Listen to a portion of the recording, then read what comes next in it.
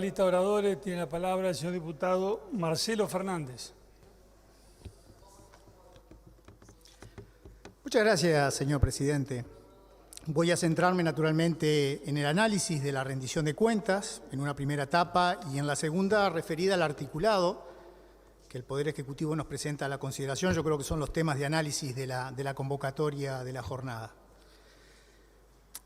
Sabe, presidente, que creo recordar que el pasado año manifestábamos nuestra preocupación respecto de la metodología utilizada por el Poder Ejecutivo para presentarnos la ejecución de los gastos de este inciso. Este año debo manifestarme sorpresivamente desconcertado.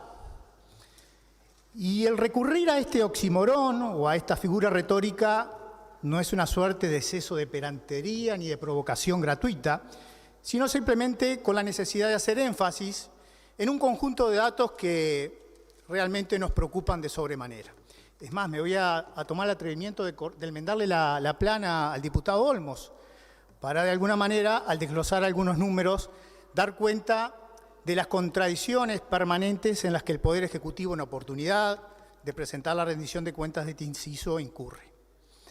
Por ejemplo, estoy rodeado de comparecencias y de versiones taquigráficas, de información de la propia rendición de cuentas, y me gustaría citar el tomo 2, en su página 72, se habla de una ejecución presupuestal durante el 2021 de 517 millones de dólares. Y en la exposición de motivos y en la fundamentación que estamos analizando en la página 67, se habla de 505 millones de dólares. Y queremos advertirlo porque en realidad este elemento ya fue planteado en oportunidad de la discusión de la rendición de cuentas del pasado año. Al decir coloquialmente, 2 más 2 son 4 en todas las escuelas del país, pero parece que no resulta de aplicación en el Ministerio de Transportes. Ya el año pasado habíamos advertido que no era posible llegar a los 300 millones de dólares de los que se hablaba, como tampoco ahora nos queda claro si hablamos de 517 o 505 millones de dólares. Pero quiero desglosar los números para comprenderlos en su cabalidad. Se incluyen dentro del inciso aspectos que tienen que ver con el inciso 24. Y es así como se incluyen las PPP de los circuitos 1, 2, 3 y 7 por un total de 127 millones. Se incorporan las obras adicionales al ferrocarril y el fideicomiso por 43 millones de dólares que se suscribió con UPM. Voy a leer textualmente lo que afirmaba el ministro Heber en su comparecencia del 12 de mayo del 2021. No sumamos los 60 millones de dólares que por UPM tenemos en la negociación, ya que establecimos que no salgan de nuestro presupuesto, sino que sea un aporte efectivo de la empresa UPM al estado de la ruta y los puentes de nuestro país. Dato mata relato. Pero se le suma a los 505 o 517, todavía no podemos saberlo, los 46 millones del viaducto, que como aquí bien se dijo, es obra de cargo de la Administración Nacional del Puerto. Por tanto, y se incorpora la caminería rural, a pesar de que el ministro reconoció en la comparecencia del pasado mes de julio que no corresponde incluirlo porque es presupuesto de OPP, 20 millones de dólares. Total de lo que no corresponde al inciso y que se incorpora como parte de su presupuesto, 217 millones de dólares. Es decir, que si a los 505 o 517 que se afirma haber ejecutado le restamos 217, nos queda claramente una subejecución del orden de los 200 millones de dólares. Dato mata relato. También allí se afirma algunas otras cuestiones, como los retrasos e incumplimientos durante el 2021 de obras ya presentadas en el presupuesto quinquenal. Los voy a mencionar muy rápidamente. Las obras CREMAF, la estrella del Poder Ejecutivo de ejecución en materia de infraestructura vial, no se cumplieron con los CREMAF de las rutas 1, 5 y 9. Cito nuevamente al ministro Heber en la comparecencia de la Comisión de Transporte de mayo del 2021. Me falta comentarles lo de la Ruta 5. Estamos decididos, y lo hemos dicho, a comenzar este año con las obras. Yo no tengo ninguna duda que vamos a comenzar con las obras este año. Esto declaraba el ministro Heber en mayo del 2021, obra que tampoco se ejecutó. Como tampoco se ejecutó lo previsto en el tramo entre las rutas 43 y 26 de la Ruta 46. Es decir, que de la inversión inicial prevista en el plan quinquenal de 455 millones, efectivamente se ejecutó por el inciso 310 millones, una subejecución del orden del 68%. Dato mata relato. Pero como reiteradamente aquí se ha planteado la necesidad de comparar la gestión del actual gobierno con el año 2019, ha sido recurrente, voy a tomar el desafío y les planteo y les voy a compartir algunos números que hablan de lo que es el estado de confort y de conservación. Lo planteó el ministro y su equipo en la última comparecencia en oportunidad de defender la rendición de cuentas 2021. El ministro contó de manera enfática, decía que el estado de conservación en el año 2021 era del 69% y afirmó que es el mismo equipo que ha llevado el estudio de análisis estadístico en el Ministerio. ¿Saben cuál fue el estado de conservación en el año 2019? 70%. Ergo, el número demuestra claramente que no hubo un solo peso de inversión en materia de infraestructura vial. Quedó demostrado además que lo que recurrentemente se ha afirmado en materia de inversión pública dista mucho de ser la realidad. En la misma línea, señor presidente, quiero hacer una enumeración de algunos temas que estuvieron planteados a lo largo del pasado año. Porque de parte del ministro de Transporte y su equipo en varias oportunidades no se supo o no se quiso responder cuál fue la política tarifaria y los criterios aplicados en oportunidad de proceder a realizar los ajustes tarifarios en el sector transporte de pasajeros. Es bueno que los parlamentarios sepan que de los últimos ajustes tarifarios, fundamentados en los correctivos salariales de los trabajadores, no se ha trasladado un solo peso a los incrementos salariales y queda pendiente más de un 5% del ajuste del marzo del 2020 que las empresas recibieron en tarifa, pero jamás los trabajadores recibieron en sus bolsillos. Tampoco se supo o no se pudo responder cuáles fueron los criterios aplicados en oportunidad de proceder a distribuir las partidas por subsidios especiales COVID-19 y aforo especial que ascendieron a la friolera de 22 millones de dólares. El ministro no pudo o no supo responder cuál fue el destino de 22 millones de dólares en materia de subsidios al transporte de pasajeros.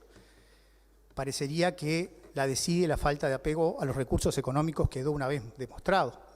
Pero tampoco se supo, no se pudo responder cuál es el estado de situación de la terminal pesquera Capurro, cuál es el plan director del sistema portuario, que obviamente entró en fuerte entredicho con la concesión a 60 años de la naviera Catón Latí. No se conoce. Se dijo que se iba a hacer un estudio, pero no se tienen los resultados. No se explica cuál es la situación del informe del impacto ambiental sobre el dragado de los 14 metros del Río de la Plata, que el representante uruguayo ante el ARCAR, de insospechada condición de izquierda, le viene reclamando insistentemente de hace más de un año y medio a la ANP. No hay estudio de impacto ambiental y la CAR, la contraparte argentina, no está dispuesta a analizar hasta que no exista el informe sobre impacto ambiental sobre el Río de la Plata. No se le ha dado respuesta al sector transporte de carga internacional respecto a un reclamo que tiene que ver con la protección a la competencia leal que están sufriendo las empresas argentinas. Me llamó poderosamente la atención leer hace pocas horas, en un informe, en una entrevista a prensa, un senador del oficialismo afirmando que la solución pasa por la bancarización de las transacciones económicas.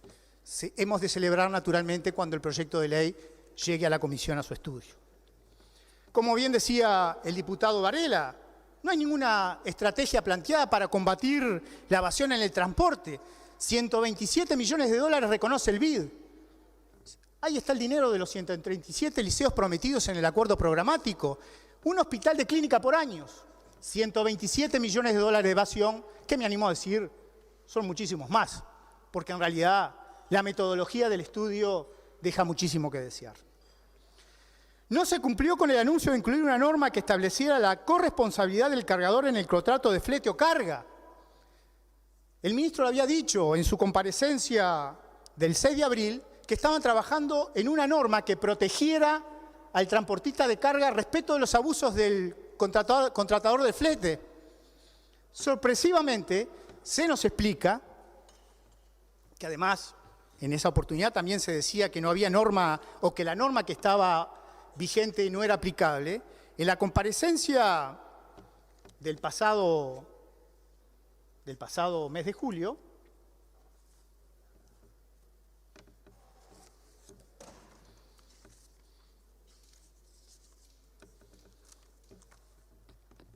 el director nacional de transporte dice: con respecto al tema de la corresponsabilidad, no se debe una omisión en la remisión, sino que un informe de los servicios jurídicos del Ministerio nos indicó que en realidad, desde el punto de vista jurídico, se consideraba que las normas que existían actualmente contemplaban adecuadamente esa eventual corresponsabilidad.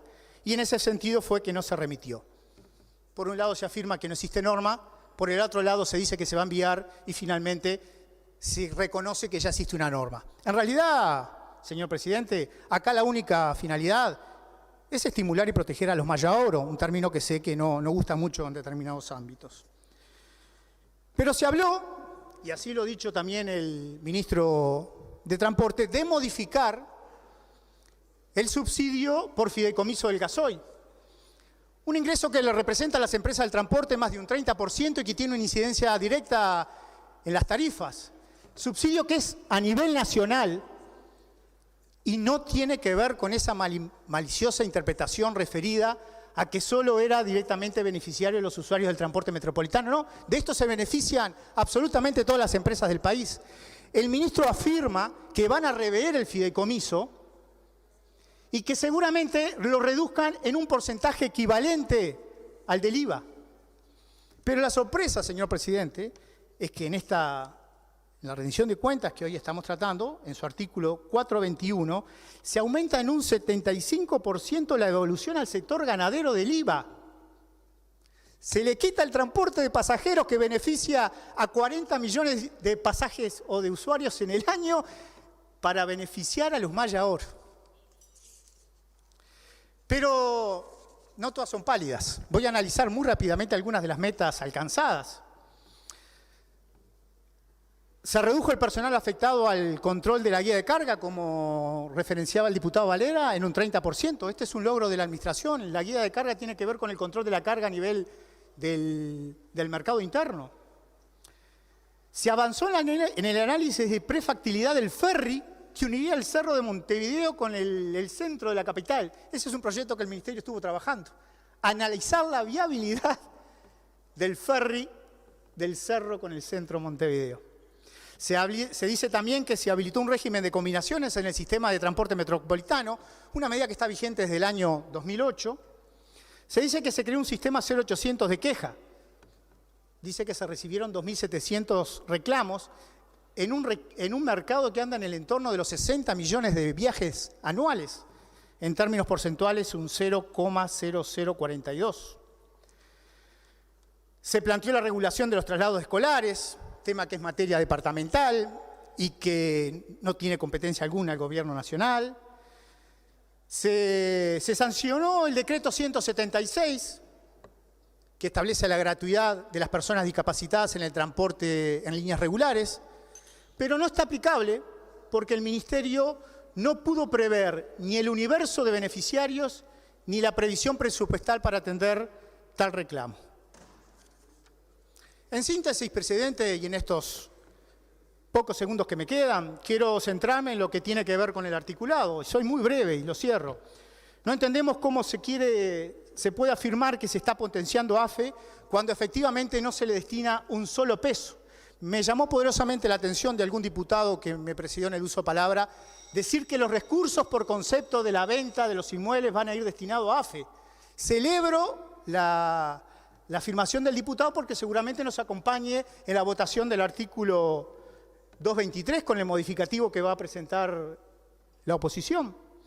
Y finalmente, no podemos compartir la figura del operador económico calificado, ya que es primero que vino sin fundamentos, y es una figura que ya existe a nivel de la Dirección Nacional de Aduanas, en la cual deben de incorporarse obligatoriamente las empresas que realicen transporte internacional. Por tanto, sin fundamento, sin criterio y con una suerte de duplicación burocrática, no es posible acompañar una figura de este tipo. Muchas gracias, señor presidente.